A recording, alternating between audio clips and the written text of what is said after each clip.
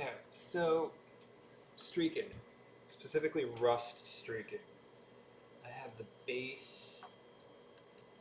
I have the base here for a Warwolf, and it is a lovely I-beam with these rivets on it. So we'll do some rust streaking from down from the rivets.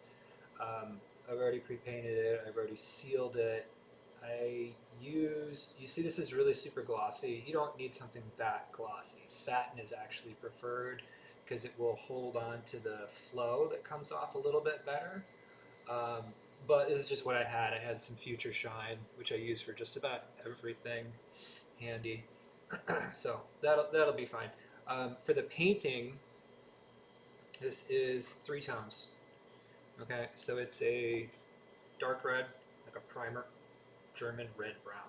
It's like an oxidized primer or whatever, or you could use whatever this is. Oxidized, it's rust. It's literally rust. Um, and then a mid-tone. You can see this on my palette here, right? So you have an oxide rust, a mid-tone, which is more of a brown with a little bit of orange in it, and then a dark orange. Yep. So this goes on everywhere. This gets stippled on with something like that. Shitty dry brush. Right? And then this gets a little bit stippled on, but also more meticulously, intentionally painted on, like around the rivets and such here. Okay. All right, so that's ready to go. For the streaking, I think what I'm gonna do is orange and a red ochre. Okay. Too much shit in the way. Oils. Okay. I keep a bunch of these chopped up in my drawer. This cardboard. Okay. I use cardboard because it absorbs some of the. There's a little bit of linseed oil in these. These are just cheap. These are super cheap, and this is gonna last forever. I'm gonna grab a toothpick here, and I'm going to do a couple things here. One is more than enough, but you know.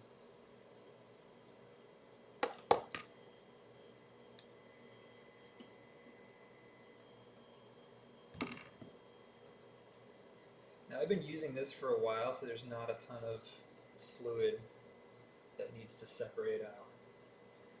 Right, but you can see the cardboard already starting to absorb it a little bit. Right.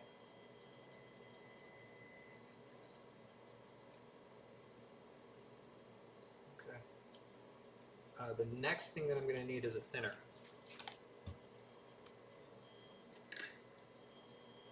It's Terpenoid. You can use mineral spirits as well, aka white spirit, whatever. Kind of doesn't matter. And I'm gonna not use my nice acrylic brushes. I will use anything else. I'm gonna use a synthetic. I can hold a ton of thinner in this bad boy. Okay. And this is essentially a pin wash technique. Okay. The pin wash is you put little pin marks of oil on it, and then you use your thinner to streak it, usually with a fan brush. Okay, we're going to do something a little bit different though. All right, so let's just do the orange for starters. All right, and let's do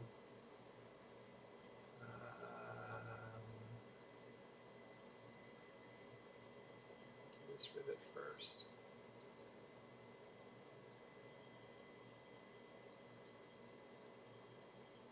We really need very, very little of it.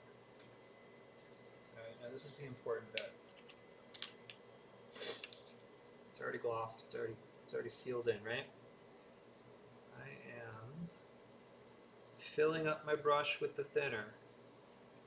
I'm not starting on the oil. I'm starting where I want the rust to pool. So I want it to come down here by this skull. Right, so I'm going to fill this up. And you can already see the capillary action on that gloss coat, making it move.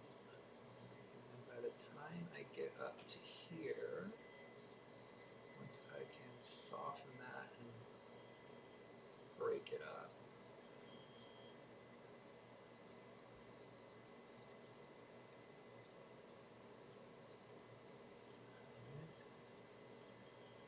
and you just got to break the capillary action to wherever you want it to go.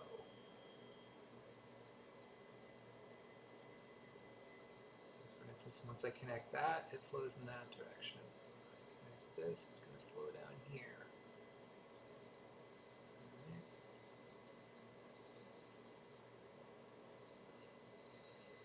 And then you just wait for it to dry. The thinner will dry a lot faster. The oils, anytime you're working with oils, they're soft as hell. So don't touch them. Don't hit them with something else.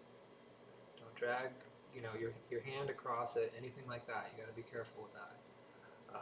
And in fact, after this is all done and I'm happy with it, I'll go over it again with a dull coat. I'm going to take the other end of this, and I'm going to do a little bit of the red brown. And I'm going to stick it down in, I don't know, let's do something on the inside here. Do that. Just do right a bit there. And then again with the same thing. Take it thinner. Start from where you want it to go. You want it to flow down this channel here. So I'm going to give it a nice little path. And then once I get up to here, I start thinning it until it gets too thin, and then it runs down there. I actually don't like that. That's too red.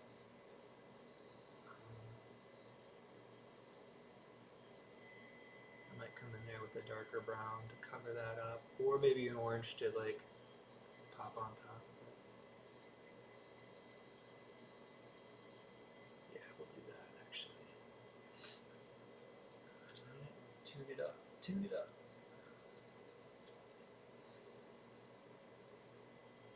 Actually, I'm going to put the orange up here, because see there's that crack there? And I want the brightest orange to be coming out of damage features.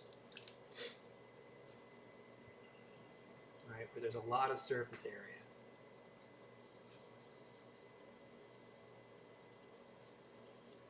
Oh, also the direction that I'm holding this matters, obviously, because the gravity is, kind of one of the tools that you're using here. That's better.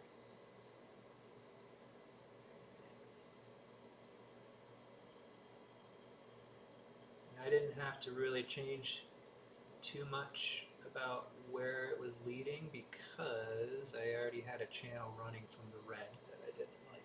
But see, now that's a lot better now.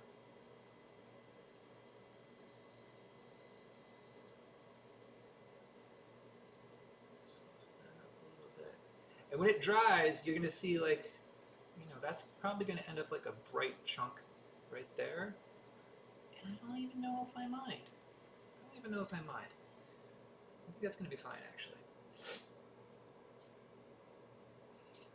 Yeah, and then so I'm just going to go around the rest of these rivets, actually, and give them some like nice dramatic orange to make it look super rusty. Yep. So there you go.